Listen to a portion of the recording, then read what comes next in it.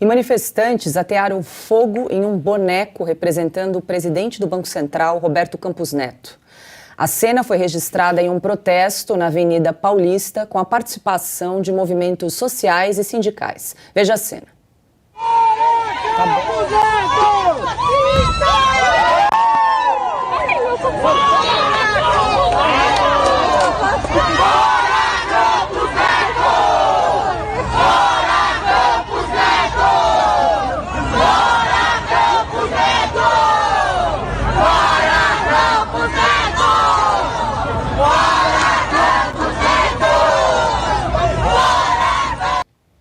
Não é incitação à violência, não? Não caracteriza, pois é, o ódio do não bem. caracteriza ato antidemocrático? É uma instituição que está sendo ameaçada, né? Um Banco Central independente. Pode paralisar a Paulista dessa forma?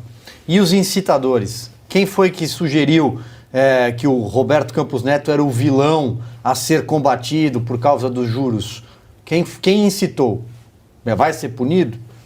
Bons questionamentos. Diga lá, Coronel Gerson, a manifestação aí foi contra a taxa básica de juros, que hoje está em 13,75%, que, segundo os manifestantes, estaria atrapalhando o desenvolvimento da economia e a geração de empregos. Várias questões são ressaltadas aí com essa manifestação. A primeira delas é que não existe a menor possibilidade de passar no Congresso Nacional qualquer iniciativa do governo Lula para retirar ou rever a autonomia do Banco Central. Não existe a menor possibilidade, foi feita inclusive uma pesquisa recente em que não existe sequer a possibilidade de conseguir um número mínimo para uma proposta dessa natureza.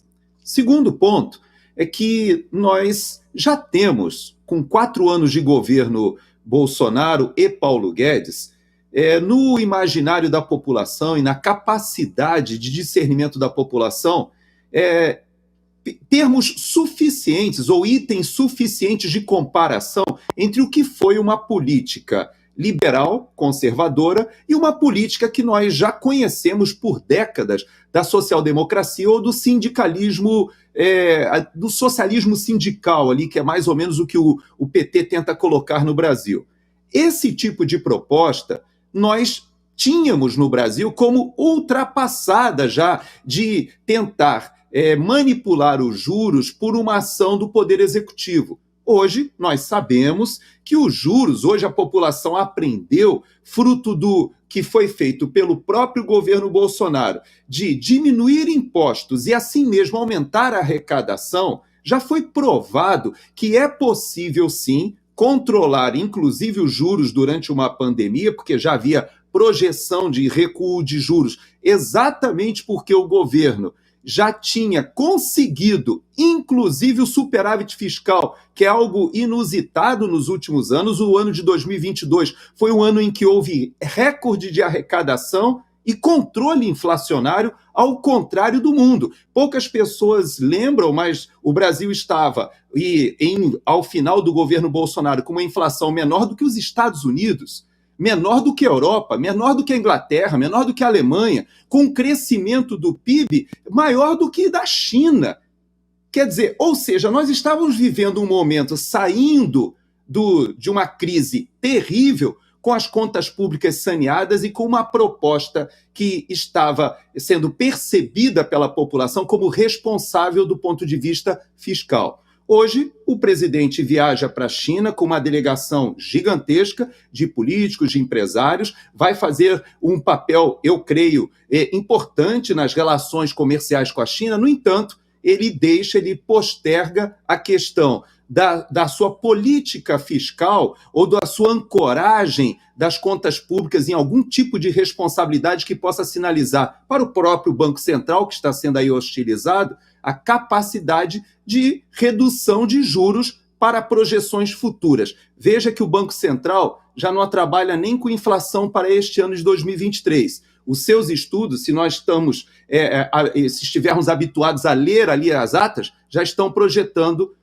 juros para o ano que vem, porque esse ano já praticamente está perdido face exatamente a essa falta de governo no Brasil do governo que entra e não sabe para onde quer realmente caminhar. Ana, quem será que financiou aí esses manifestantes que atearam fogo no boneco do Campos Neto, presidente do Banco Central? É curioso, porque você tem direito de discordar de políticas públicas, de reformas, você tem o direito de enxergar o mundo de uma outra ótica.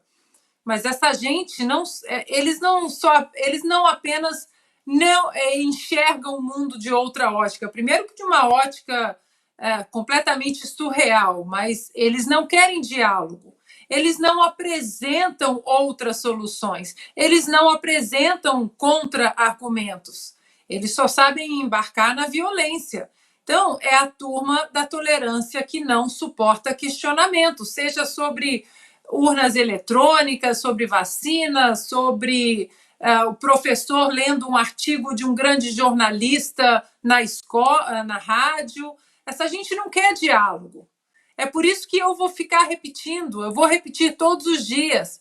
Essa gente não tem nada de socialista, de social-democrata, são comunistas que não gostam do diálogo. Eles não têm um contra-argumento propositivo. Eu discordo de você por isso, por isso, por isso. Eles não têm o por isso, por isso, por isso. Nenhum argumento econômico dessa gente sustenta de pé. Então, eles precisam usar e abusar da violência, né?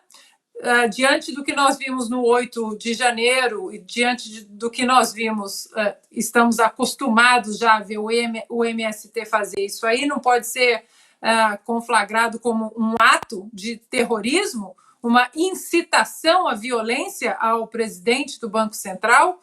É o país, né, de um peso e duas medidas o tempo todo. A turma da tolerância, a turma do mais amor, eles podem promover violência.